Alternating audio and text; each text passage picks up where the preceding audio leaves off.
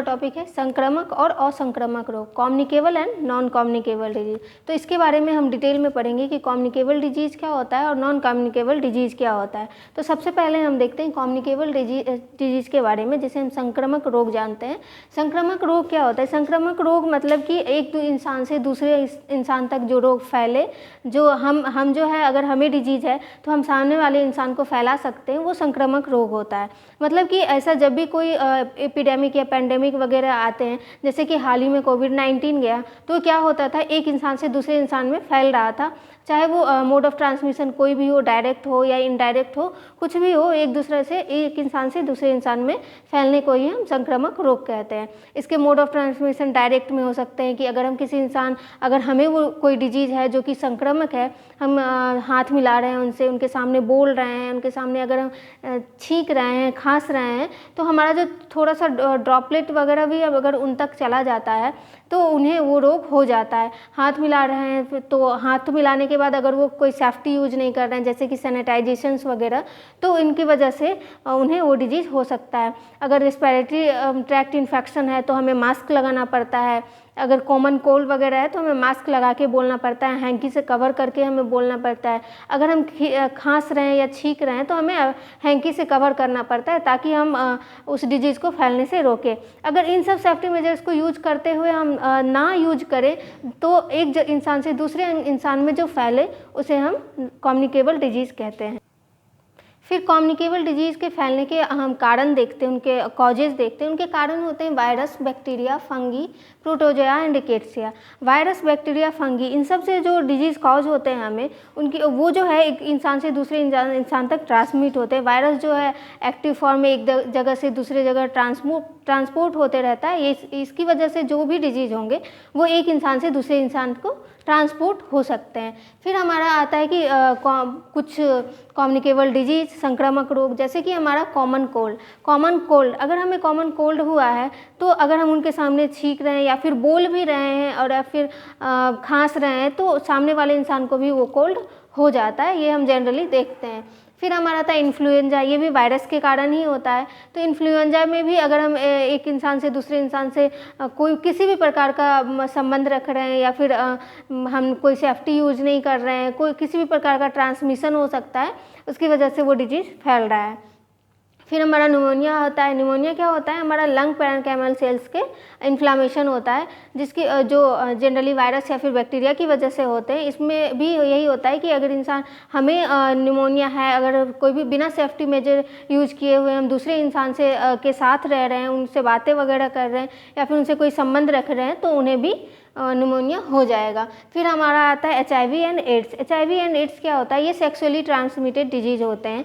अगर एक इंसान को HIV या फिर एड्स है तो अगर वो किसी इंसान से सेक्सुअली इंटरकोर्स करता है बिना कोई प्रोटेक्शन यूज किए हुए, तो फिर उन्हें, सामने वाले इंसान को भी ये डिजीज़ हो जाता है। ये भी हमारा कम्युनिकेबल डिजीज़ में आता है। फिर हमारा आता है ट्यूबरकुलोसिस। ट्यूबरकुलोसिस भी कम्युनिकेबल डिजीज़ में ही है कि अगर एक इंसान को है तो दूसरे इंसान को वो ट्रांसमिट कर सकता है, ट्यूबरकुलोसिस। फिर हमारा आता है चिकन पॉक्स। चिकन पॉक्स में हम जनरली देखते हैं कि चिकन पॉक्स किसी को अगर होना स्टार्ट हुआ तो उन्हें आइसोलेट करके दूसरे कमरों में रखा जाता है, उन्हें सबसे अलग रखा जाता है, किसी भी प्रकार का संबंध नहीं रखने दिया जाता, सारे डायरेक्ट इनडायरेक्ट ट्रांसमिशन सबको ब्लॉक किया जाता है। अगर उनके कपड़े भी अलग रखे जाते हैं, उनके बर्तन भी अलग रखे जाते हैं, उन्हें खाना भी अलग दिया जाता है, ताकि जब तक उनमें जो वायरस है वो अगर एक्टिव फॉर्म में है तो जब तक उनमें वायरस एक्टिव फॉर्म में रहेगा तब तक उन्हें आइसोलेट करके रखा जाता है, ताकि वो जो वायरस है खुद से किसी और में ट्रांसमिट ना कर सके। तो यही हमारा कम्युनिकेबल डिजीज़। तो कम्युनिकेबल डिजीज़ वही होता है कि एक इंसान दूसरे इंसान तक वो डिजीज़ फैला सके, फिर ऐसे करके बहुत सारे पूरे कम्युनिटी में फैलने लगता है, वही हमारा कम्युनिकेबल डिजीज़। या फिर कोई भी एपिडेमिक आया, पेंडेमिक वगैरह आया जो वायरस की वजह से, बैक्टीरिया की वजह से, तो एक इंसान से दूसरे इंसान फैलते फैलते वो पूरे कम्युनिटी में फैल जाता है, वो हमारा कम्युनिकेबल डिजीज़ होता है। फिर हमारा नेक्स्ट आता है non communicable disease. Non communicable disease क्या होता है?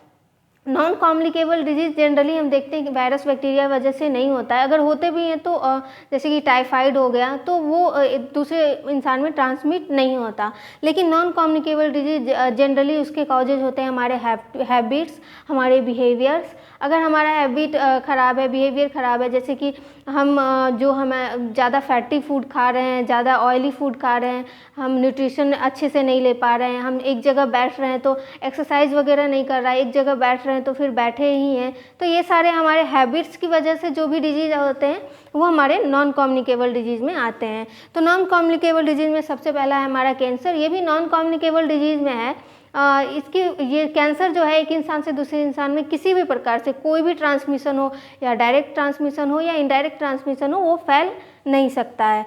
फिर हमारा आता है कार्डियोवैस्कुलर डिजीज़। ये भी हमारे हैबिट्स या बिहेवियर की वजह से ही होता है। ये भी एक इंसान से दूसरे इंसान में नहीं फैल सकता। फिर हाइपरटेंशन है, ज़्यादा साल्टी फूड वगैरह अवॉइड करना होता है हाइपरटेंशन में, या फिर ज़्यादा माइंड पे प्रेशर वगैरह, इन सब की वजह से हाइपरटेंशन होता है, तो ये भी एक इंसान से दूसरे इंसान में ट्रांसमिट नहीं होता है। फिर हार्ट अटैक भी आ गया, ये भी एक इंसान को है तो सिर्फ उसी को रहेगा, दूसरे इंसान में ट्रांसमिट नहीं होगा। हाँ, अगर दूसरे इंसान की भी हैबिट्स हमारी जैसी ही है, हम ऑयली फूड वगैरह खा रहे हैं, न्यूट्रिशन अच्छे से नहीं ले पा रहे हैं, एक्सरसाइज नहीं अच्छे से कर पा रहे हैं, तो उनको भी ये डिजीज़ हो सकता है, लेकिन ये ट्रांसमिट नहीं होते हैं। फिर हमारा आता है स्ट्रोक। स्ट्रोक भी नॉन कम्युनिकेबल है। फिर हमारा एक्सेस वेट गेन हो सकता है, या फिर ओबेसिटी वगैरह, ये भी हमारा ज़्यादा फैटी फूड वगैरह खाने से होते हैं, ये भी नॉन कम्युनिकेबल में आते हैं। फिर स्ट्रेस हो गया, ड्रग एंड अल्कोहल यूज वगैरह हो गया, ये सारे हमारे हैबिट्स हैं, ये एक इंसान से दूसरे इंसान में ट्रांसमिट नहीं होंगे, ये नॉन कम्युनिकेबल होते हैं। आज का हमारा टॉपिक था communicable and non communicable disease. I hope आपको आज का टॉपिक समझ में आया हो। इस टॉपिक से रिलेटेड कोई भी प्रॉब्लम हो तो आप पूछ सकते हैं। Thank you.